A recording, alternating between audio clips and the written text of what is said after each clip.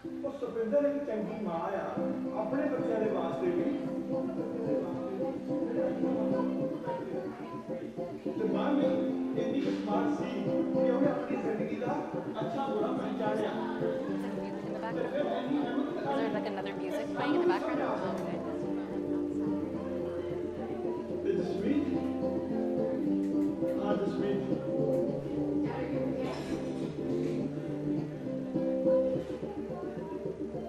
ਬਹੁਤ ਸਾਰੀਆਂ ਗੱਲਾਂ ਸੀ ਜਿਹੜੀਆਂ ਜਸਮੀਤ ਨੂੰ ਤਾਂ ਮੈਨੂੰ ਆਮੋ ਸਾਹਮਣੇ ਬੈਠ ਕੇ ਕਰਨੀਆਂ ਚਾਹੀਦੀਆਂ ਸੀ ਪਰ ਮੈਂ ਉਹਦੇ ਉੱਤੇ ਉਹ ਪ੍ਰੈਸ਼ਰ ਪਾਇਆ ਜਿਹੜੇ ਪ੍ਰੈਸ਼ਰ ਦੇ ਵਿੱਚ ਮੈਂ ਪੜਿਆ ਸੀ ਜੇ ਅੱਜ ਤੁਹਾਨੂੰ ਇਹ ਤਾਂ ਜਨਰਲ ਪ੍ਰਤੀਤ ਹੋ ਰਿਹਾ ਤਾਂ ਇਹਦੇ ਵਿੱਚ ਕਸੂਰ ਕਿਹਦਾ ਉਹਦਾ ਜਿਹਨੇ ਇਹ ਬੀਜ ਬੀਜੇ ਅਸੀਂ ਤਾਂ ਸਿਰਫ ਉਹ ਬੀਜੇ ਹੋਏ ਕੰਡੇ ਪੁੱਟਣ ਦੀ ਕੋਸ਼ਿਸ਼ ਕਰ ਰਹੇ ਹਾਂ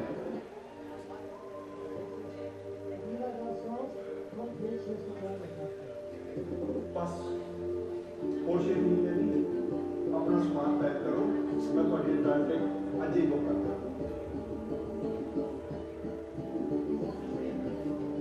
Okay, so I just realized that you might not be able to read the captions all the way in the back, so I'll just sort of briefly explain what happened here. Is also there's some noise coming in from outside, so let me know if you can hear me. Huh? Yes, so it's a father, it's a grandmother. Oh! Nice. Okay, well, I love the family bonding happening outside. But in this scene, basically, it's a grandmother essentially yelling at her son for letting his daughter stay out late.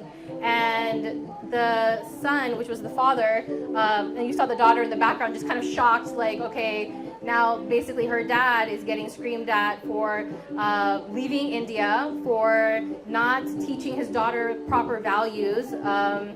And like you hear all of this pressure being put on him, and you see him basically snap and just like tell his mom, like, stop, like, shut up, like, this is too much.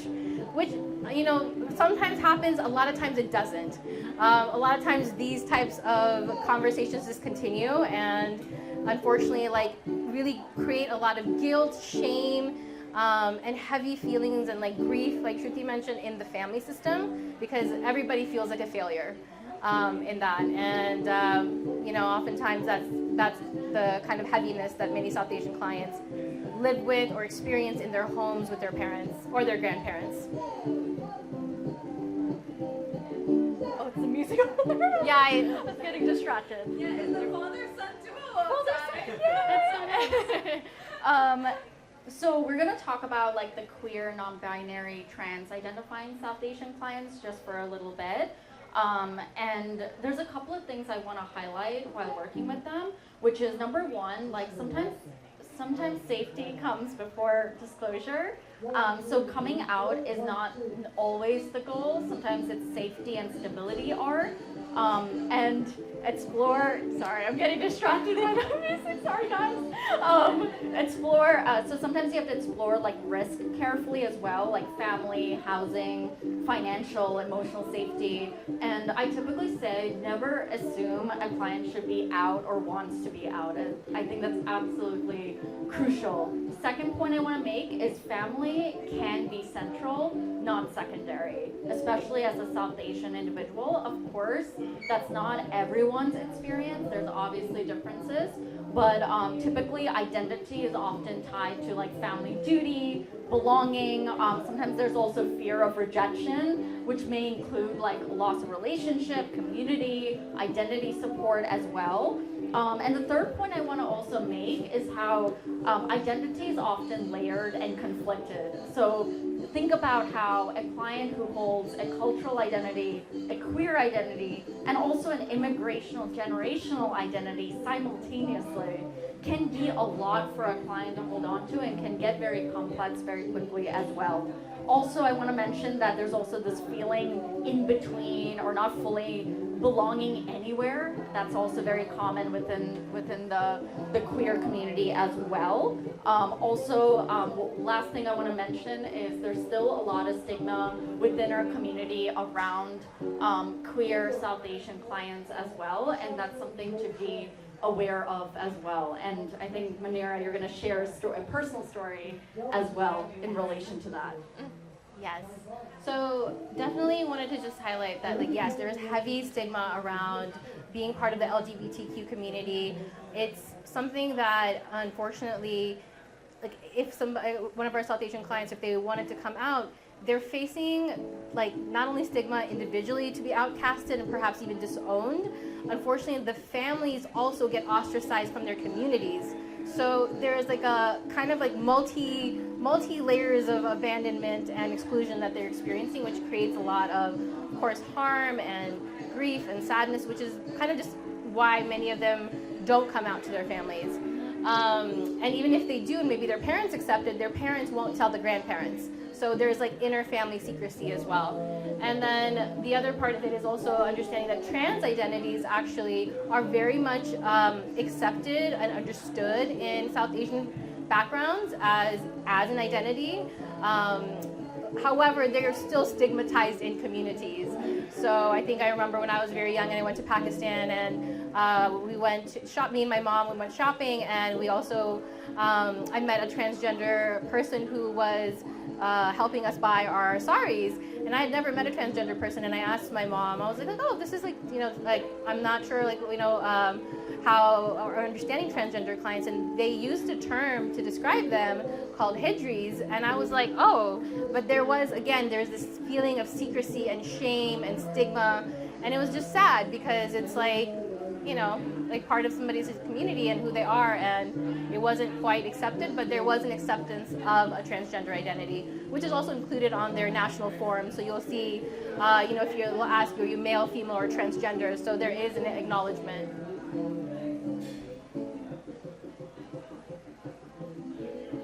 Yes, so getting into what we call our bread and butter of working with South Asian clients, these are the major clinical themes that you'll often see working with many South Asian clients.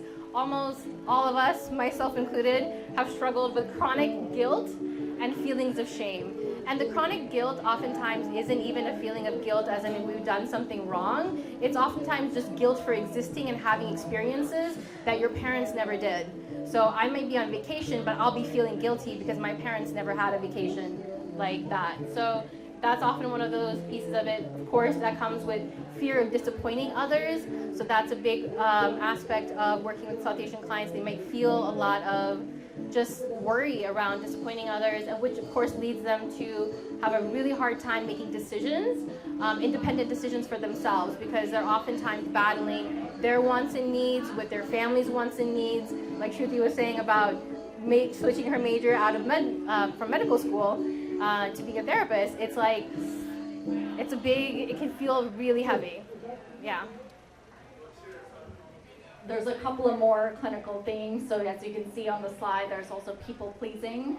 That is, so often I just want to name a couple of important details to people pleasers, which are, one, often rooted in maintaining family harmony. So many of us who may want to, let's say, express ourselves, like not always given a space within the family system to do so. So many of us sometimes resort to people pleasing because it feels easier. It allows the discomfort that might come up to just pass. But think about it, right? Every time you do that, you're abandoning yourself every single moment, just to please a family member. And it is coming from a place of, I typically say, a survival means.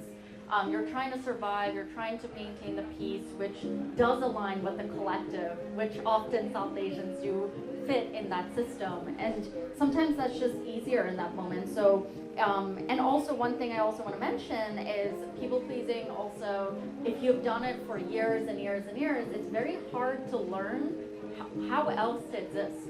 How do you like converse with mom, dad, in any other way? And often as South Asians, we don't always have language. We don't always learn at a young age to learn how to converse and talk about hard topics. And sometimes those hard topics are shut down immediately as well.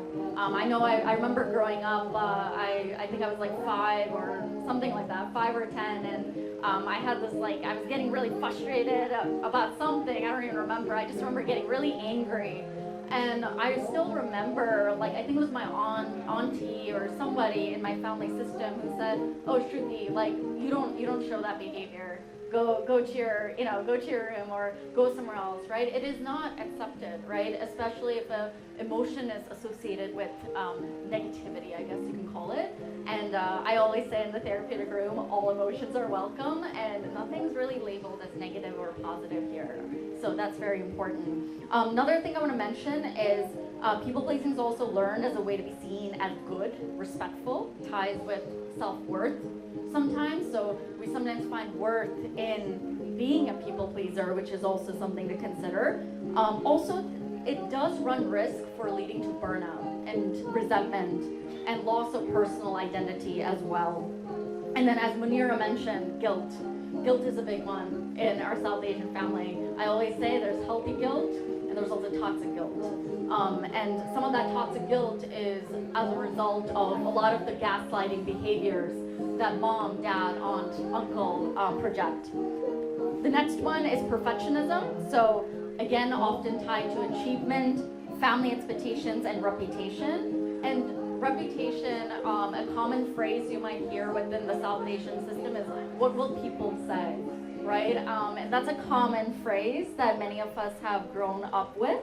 And you might ask, which people, right? Who are those people? And sometimes mom, dad, uncle, they sometimes don't always have a response to that. And so that's something to think about, but that is a reflection of the collective, right? They're thinking about a aunt in India somewhere who might say something about you in a negative manner. So that's something to explore. Also, success may be linked to family honor, right? So I mentioned how I left being a medical pre-med student to pursue mental health full time. I'm sure a family honor, I sort of broke that cycle a little bit. And I think that's something to also explore with your clients as well. And last thing I want to mention is the fear of failure can be experienced as shame. Shame and guilt, two different things. Shame is sometimes you feel like you did something wrong, even though you didn't. And I think that's something to also consider as well. Last thing I want to mention is the cultural beliefs. So you see a bunch of them on the slide. I just want to name a couple of things, which is cultural values may include sacrifice, duty, obedience. Also, clients maybe feel torn between who am I for my family versus who am I for myself.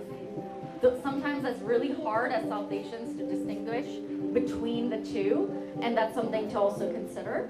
And lastly, there's always, I don't want to say always, but usually ongoing internal conflict can lead to guilt, anxiety, and identity confusion as well.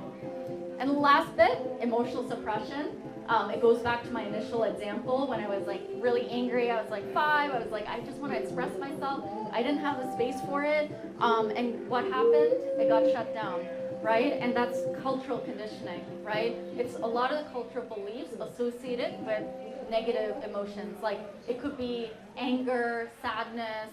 I also remember, I have a story about when I felt sad. I remember my family was going through grief of some sort, and everyone felt like, oh no, you just keep it to yourself, right? You don't share that. You don't bring it into the space. We don't invite sadness, right? And you sometimes feel very alone in it. And I think that's a common South Asian experience as well. Anything you want to add, Munira? Yes, I think also with that often emotional suppression, you're also often told, if you're from a religious family, to pray away the depression. So that is another big part of something they might hear from their family that really dismisses their emotional or mental health experience. Absolutely. And we wanted to move into sort of some clinical reframes for you to sort of take note of, just to sort of help normalize your clients' experiences and give them a space to sort of really feel understood and heard and not pathologize necessarily for people pleasing or for emotional suppression, but rather helping them understand that these were sort of like adaptations that they learned in their family system to survive. And so you might say something like, many bicultural individuals develop the ability to navigate multiple cultural realities simultaneously. What can feel like not belonging may actually reflect the complexity of belonging to more than one world. So instead of asking, who are you really, you might ask things like, which parts of yourself show up in different spaces? Where do you feel most authentic? What messages did you receive about being a good son, daughter, Muslim, Hindu, Pakistani, Indian, or American? And what parts of yourself do you feel welcomed in some spaces and where do you not? Just to help also give your client the space to sort of share aspects of their multiple parts. And also, and moving into this conversation of boundaries, Shruthi will get into, you'll also hear a lot of South Asian clients say that they can't set boundaries with their parents because, again, respect for elders is so important. And Shruthi will share a few clinical reframes for this. So I just want to break it to you all. I've often heard that boundaries don't exist in South Asian community. False. So just want to break that myth because it's a common thing that I've been asked. And I typically, my answer to that is I usually say it's possible, but it's a bit harder, is usually what I say. There's a strategy and a framework. And I'm just going to highlight a couple of things that stand out to me. And this is also a reflection of the work that I do and what I've seen so far. So the first thing is, I typically say, instead of assuming boundaries are simply about saying no, I really want you all to explore the cultural and relational meaning of the boundaries within the family system. So often I've had clients come into my office and say, and I'm sure Nair, you can relate to this, where they say, I saw a therapist and they said break off, cut off the family, and I'm like, what? That doesn't work. And so I think that's something to consider, right? There's a cultural belief, there's nuance to it as well that needs to be considered. Also, another thing I want to mention is many South Asian families operate within an indirect communication style, not typically explicit. So there's a lot of unsaid, spoken assumptions. And one framework that I typically share with clients who struggle with this is, what if you're able to address those unspoken assumptions before you're actually presenting the boundary itself? So for example, let's say you're, I know a common concern for a lot of South Asians, especially women, is a lot of parents are worried, oh my gosh, you need a curfew and whatnot. I have an older brother, by the way. He did not have a curfew at all. So I was like, Mom, what are you talking about? And so that's something to think about, right? I can guess what those unspoken assumptions are, and I found that addressing that ahead of time before my mom or my dad or whoever is going to say it to me actually opens up the conversation. It doesn't mean that the boundary will be enhanced or implemented at all. It just means that the conversation can open up, and that's what matters. Instead of the back and forth and the disagreement that might occur if I didn't address that ahead of time. So that's something to think about. And the last thing is shifting from individualizing the issue to understanding the systemic and cultural context behind the behavior.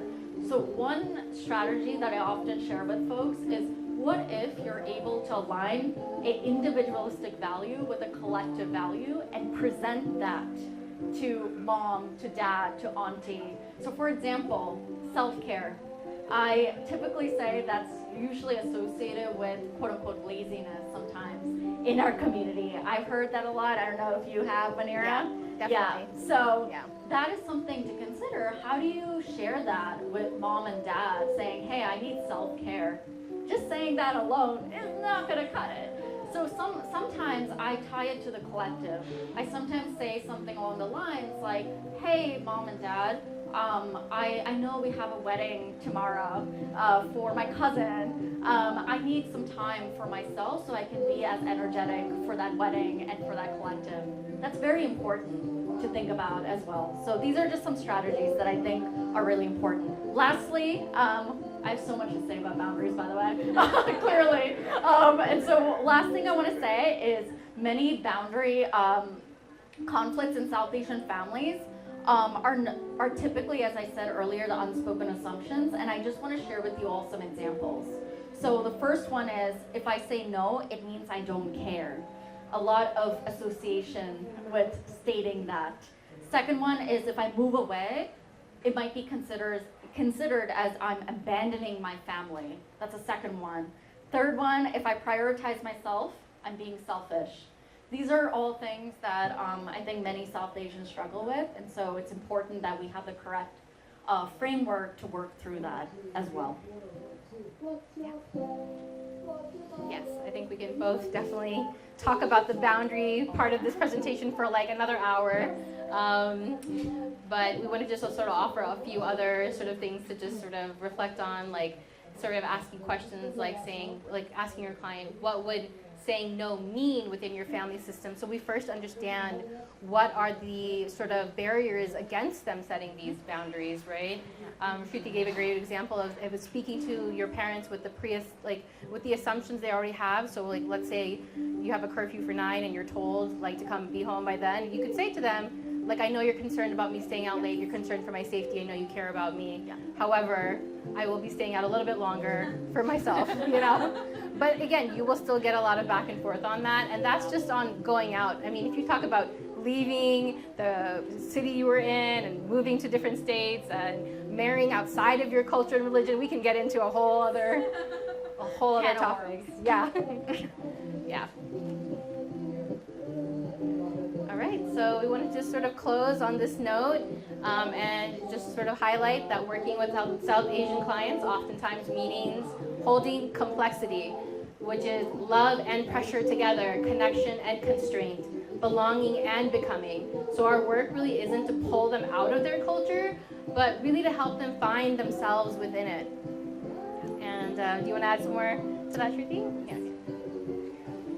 So I just want to say that our primary goal here is for you all to just have this like nice foundation on how to work with South Asian clients and to just understand some of these like common themes that Nair and I see. And I will also want to stress that we're not a monolith, you know, as South Asians, we have differences too, even though there's a lot that connects us, such as Nair and I were a great example of that. Yes. There's also a lot of differences in tradition and rituals, and so we want to make sure that when we work with South Asian clients that we understand that and we address that as well. And also we also want to empower our clients too to instead of coming from a place of survival, we want to really have them feel like they can breathe. They can spread their wings a little bit and really live their life without asking permission. I think is probably the main takeaway. Yeah. Yep. And we wanted to say thank you all for listening, and we really appreciate being in this space. And just open up for any questions, comments, anything else anyone would like to know, and have some time for you guys to sort of ask that.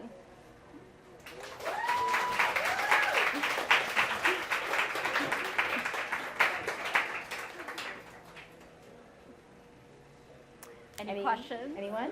Any questions, thoughts? I don't exactly know how to phrase it, but one thing that I was, sorry. Sorry, I talk kind of quietly. One thing that I was, that I wanted to touch on that's very prevalent in the South Asian community. I personally have never met like a South Asian woman who's never been like assaulted or had experienced some form of like, that stuff. And it's very predominant in this community, but it's very much stifled for some reason. So I just wanted to know like what your guys' thoughts about like how to deal with clients who have experienced that, because it's so much more prevalent than we're led to believe it is to be. Absolutely. It's extremely prevalent in South Asian communities. Domestic violence is a really big and not talked about enough topic because, of course, when you get into talking about abuse, there's so many ranges of it. Of course, there's physical abuse, but there's also a lot of emotional abuse, psychological abuse, manipulation, gaslighting.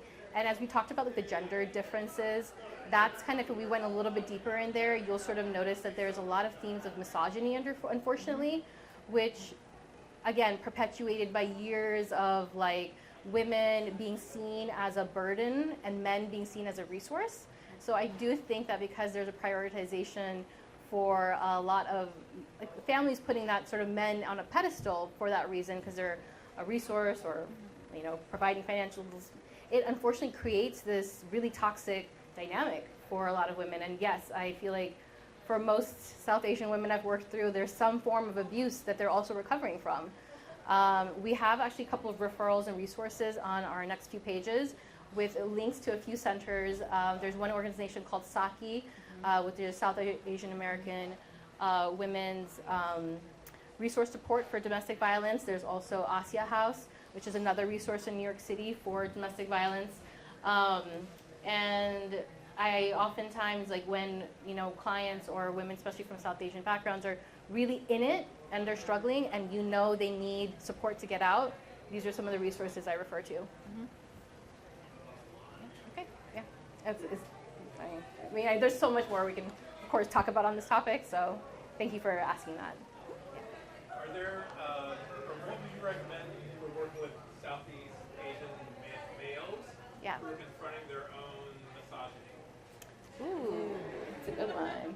I mean, do we have one? Let me see. So I know the SAM and the South Asian Mental Health Initiative, and then there is, I feel like there needs to be something very specifically for men, sort of addressing some of these issues. But I have had a lot of male South Asian clients come to therapy, and you know they do feel a lot of like shame and stigma even attending, but they are aware enough that they were conditioned to believe certain things about like how they show up in their family systems and with their wives, with their kids, with their sisters and their mothers that they don't like.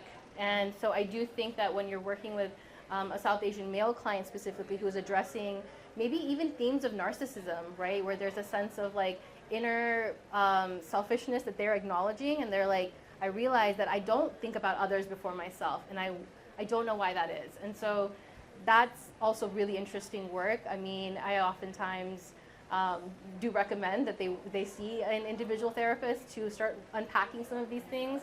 But you're right, there should be an actual resource for a lot of South Asian men to also have. All right, any other questions?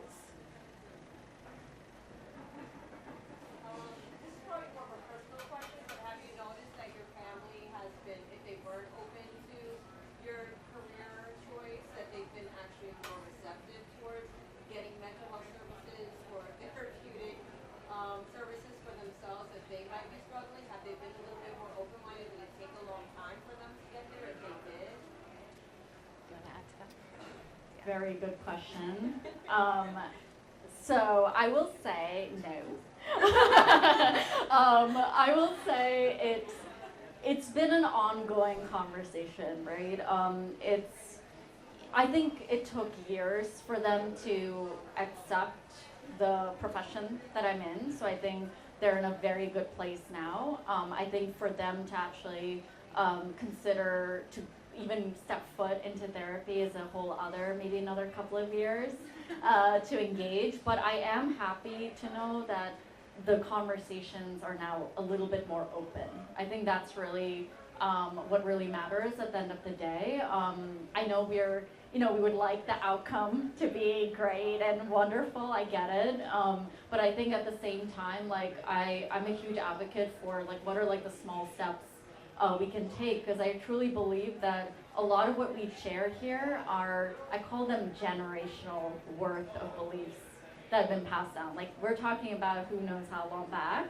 And so like I typically say like one person alone cannot break the cycle. Like I always say we're more powerful together, and building this community and having conversations like this one, I think is like the starting point of it as well.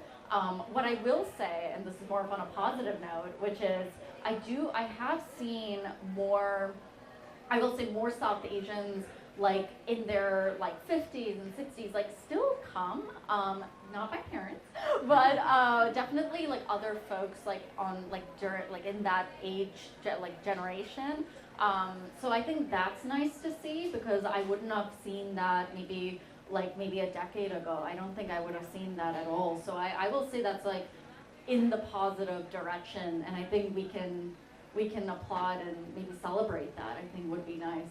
So, but great question though. Yeah. Anyone else? I'll add to that too. Oh, you want to add something? Yeah. Okay. I just wanted to add to that as well, because I've also seen like the shift in my own family to accept mental health. Like, it's better. I wouldn't say it's like the best, but it is better in terms of acknowledging that like depression exists, anxiety is a thing. Yes. Like, so they have a little bit more language around it. Yeah. Funny story, when I went to grad school, my dad was like, so are you going to school to be a psychic? And I was like, no. Like, there was no concept of what is a psychologist, what is a mental health counselor. Like, so really, like, this was like 15 years ago. And so, like, now he knows, but in the beginning, there really wasn't even an understanding of this as a profession. Yeah. I just had a quick question. So kind of going off of that, like there are so many different like frameworks that I feel like I'm trying to teach my own family. So like what all the things that you said, classism, casteism, colorism, racism, so many things that we're trying to talk about. And I guess I also see it in some of my clients. So how would you support folks that have kind of the burden of advocating for those things within their families, within their loved ones? Like they don't want to cut their mom and dad off, but they also are like, no, you cannot say these things. That is homophobic, that is transphobic, that is X, Y, Z. How do you kind of work with clients trying to bridge that gap? I mean, it's a tough one, but I do think that having community is such an important aspect of the healing work for ourselves when we are navigating these really complicated and conflict-ridden conversations with our family, and there's a lot of dismissiveness around it, because that's what you're going to experience when you bring these things up and you say, hey, that's homophobic or that's racist. They will immediately gaslight you. You will get dismissed. You will be told that, oh, this stuff is brainwashing you that you're reading. Like, you're going to be told some wild things. And it's so hard to continue to stay firm in that. But I do think having community, having other people who understand your struggle just helps so much in feeling at least I'm not alone in this struggle. So I feel like that's really helped for me. I just want to echo that. I think community is everything. But I will say, like, I have been in South Asian communities where it's not really accepted. So it's really about like finding like the right people in your circle. I mean, personally, I have a sibling, so that kind of helps a little bit, like finding like an ally, whether it's a brother or a sister, or if really close friends. Sometimes that really helps to advocate. And also, I often find sometimes that, especially like parents' generation or auntie or uncle, like I sometimes find that if there's anyone else in your South Asian community who may actually align with you, who's like of their generation, like sometimes those conversations can be a little bit easier, because I think we talked about a little bit, which is there is a little bit of this respect for elders piece. And I think I don't want to shy away from that, because I think sometimes when we talk about these things, like sometimes we get a lot of backlash from our parents saying like, going back to Nair, like, you've got this from somewhere else, and like, what are you talking about? Like, are you, so there's a lot of backlash. So I often find sometimes that's helpful. I've done that in my own life, and I've had clients who've tried that, and that has helped. So sometimes I do rely sometimes on the cultural systems to aid in the conversation, and I think that can be very helpful. Yeah, that's a very good point. Like, use our own culture, like not against them, but with them. So like, get an ally who's an elder who kind of is with you, who can talk to them and like bridge that. I think that's a great idea. Yeah. Okay. Oh, sorry, both of you. Whoever. Go ahead. Well, one of you. Wait, okay, you can go ahead. Yeah. So this is like, I don't know, maybe kind of specific, but like, I don't know if you guys work with couples, but I have like a number of like interracial couples where one partner is South Asian or East Asian, and especially where like one partner is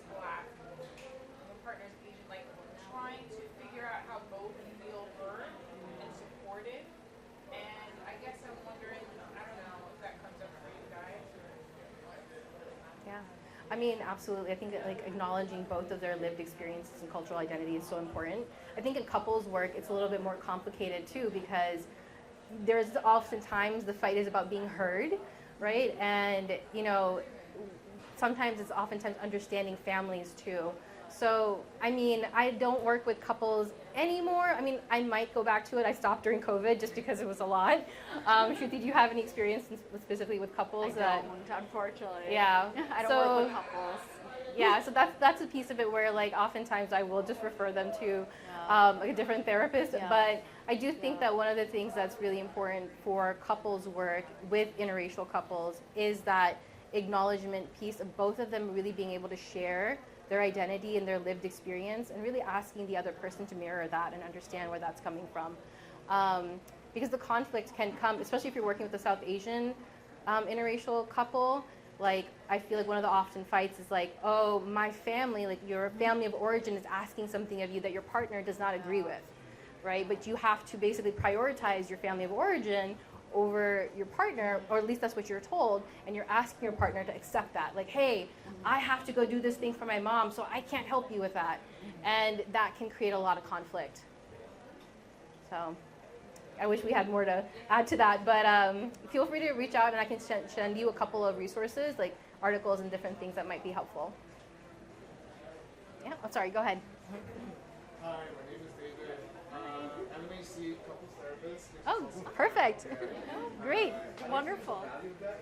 It kind of opens up the conversation to like kind of bridge everyone is similar, but also like differentiate how different your lived experiences are. My question is that I'm a very big family therapist enthusiast. Amazing.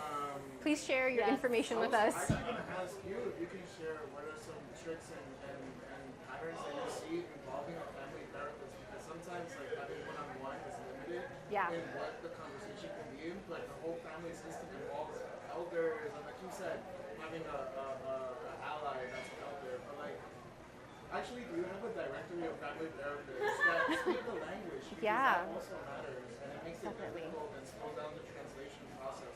Right. Yeah. No, I mean, I'm part of a couple of like WhatsApp groups for South Asian therapists, Muslim therapists. So like if you need like support from specific people, I can send you their names. But like you said, it's so intergenerational, and the value systems for each generation are so different.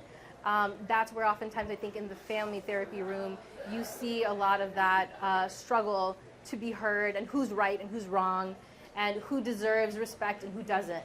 So I think there's oftentimes like, you see that happen, and part of the work I think is really helping teach your family systems, like, I guess more just like active listening skills. Sometimes it's just like, let's pause before we respond, and can you just repeat what you're hearing from your daughter, from your son, from your grandma, whoever, right?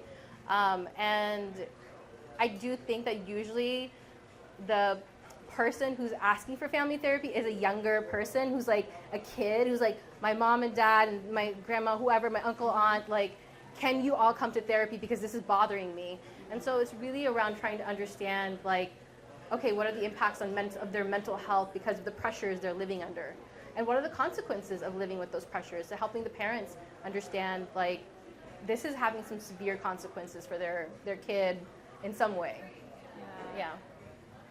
I just want to take a different angle to it. I pay attention to a lot of roles that different folks in the family system represent. So like there's like the peacemaker, and then like, and I also try to tie that to like self-worth and try to explore like self-esteem issues and things like that. And sometimes like opening up those conversations can be very, very helpful, even in individual therapy. I mean, of course, like I'm not a family therapist. You probably can share more about that, but and typically I refer out, but I wouldn't say, like, of course there are some limitations in individual therapy, but these are just some patterns that I think might be worth exploring and might be helpful as well. So that's something I always consider. And the last thing I want to mention about roles and self-worth is I also pay attention to any resentment, especially if they're very deep-seated. And that can really show up in the family system as well, and so that's something to consider as well. So I just want to say that individual therapy there's certain things that we can explore, I think, that might be a good complement to family therapy as well. All right. We have, yes.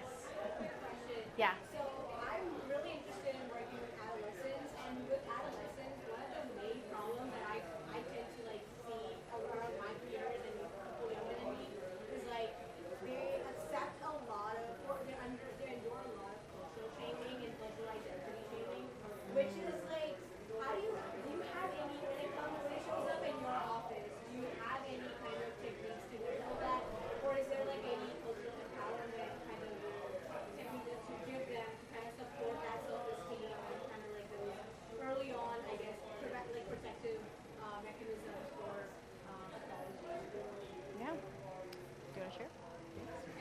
So I typically practice through an IFS lens, so which stands for internal family systems. So the way I look at the client, but even if it's an adolescent or an adult, is I pay attention to the different, it could be like people pleasing or perfectionism. I look at the intricacies of that and the interactions between those different qualities, which can be very powerful as well. And sometimes like out of that, there's a lot of like insight building that you can build with a client to really understand like where does their identity lie, right? Because sometimes like I think I mentioned this during the presentation a little bit, which is sometimes as people pleasers, like we over-identify with that part, but guess what? Maybe there's like another part of us that's making it harder. Maybe it's the perfectionism part of us, and how does those two things interact? And so to me, like self-esteem and self-worth, I typically like to look at those patterns and see how that influences the self-worth piece. And so that's something, that's like I don't know if you would call it an exercise, but like a framework of some kind that I usually implement in the session. And sometimes I have folks like draw it out as well, which is fun. I don't know if it's fun for the client, but it's fun to really explore that. And I've had clients who really, some of them really, really enjoyed that because they start seeing like a whole map, and they've never done that before. So that can be a very powerful tool, like a visual tool around how these different parts originated and how does that influence their self-worth as well. Anything you want to add, Nair? No, I think that's a great way to help adolescent clients is understanding the different parts of themselves. Yeah. I think a lot of times with self-esteem and confidence issues with adolescents, right, like they also are receiving a lot of mixed messages about who they should be. And I think sometimes helping them identify like what are the messages that they received about what they should be, and what do they feel they are and what are they not, that they're feeling a lot of shame about, can help them sort of just understand like who they are, where are things coming from. I use a lot of CBT work as well to sort of challenge some of those like all or nothing thoughts as well. And sometimes kind of going back to the family work, it is sometimes important to invite in maybe a parent or a safe person in their family to help facilitate that conversation around what's going on here. If a lot of their self-esteem issues are stemming from a caregiver, a sibling, somebody who is giving them a message about like who they should or shouldn't be and how that is impacting them, then I think that is a good time to invite like a caregiver or parent to the conversation. What would you say about like peers, like peer pressure, like yeah. social shaming coming from like external kind of source, not within the family? Yeah. I mean, I think it's important to just like first like explore with them, right? What is the pressure that they're feeling to conform to? Does that align with who they are and who they want to be, right? Because of course, when you're a teen, you don't really know who you want to be. You're just kind of like, I don't know, my friend said this, and like I remember growing up, as I used to wear the hijab, and I remember going to school and kids were telling me like, why are you wearing that? It's a free country, and I was so confused because I was like, I don't know, because my parents told me I should wear it. My friends are telling me I shouldn't have to wear it, and you don't really know. So I think it's important to have like a safe space for them to really explore what are their values, what makes sense for them, helping them come to a place where they can feel good about themselves, but also under the sort of like, I guess respecting whatever family, like their family's values as well, because they also are up against maybe some difficulties at home. All right, I think does I think we're good on time too, probably, right? So, yeah, so thank you all so much for joining us for this presentation. Very glad to be here. Yes, just one more thing before we close out. Do you want to change the slide? Yeah. Yes. So if you want to get in touch with us, I think it's the previous slide. Yeah. Oh, here we go. Yeah, so if you want to get in touch with us or if you have any further questions, we are more than happy to answer them. We love talking about this stuff. We can go for hours and hours. So we just put our practice website, our email up there, and feel free to follow us on Instagram. So at Bull Brown Therapist and at Munir Azaid. That's our Instagram handle. So we literally put out a lot of mental health content up there tied to the South Asian community. So that is something both of us are really, really passionate about to break the cycles that we are sometimes tied to. So feel free to get in touch with us. And there are, as we said, there are a lot of resources, organizations in New York itself that that you can kind of get involved with or be part of as well if you're interested. So that's all I got. So I just want to say as well, thank you so much for listening to us and coming here. And we really, really enjoyed ourselves. And I hope each and every one of you have gotten something out of our presentation. So thank you. Okay?